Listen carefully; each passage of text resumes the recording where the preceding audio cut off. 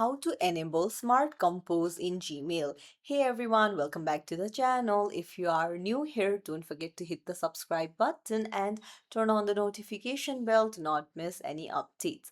So, Smart Compose will help you with writing suggestions and autocorrect in your Gmail. I'll show you how to turn it on. Let's dive right in.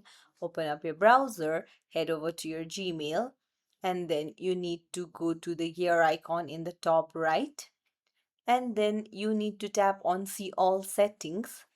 Now under general you need to scroll down and then you'll find Smart Compose, so you can toggle on writing suggestions, and then you can also toggle on personalization. So Smart Compose is personalized to your writing style.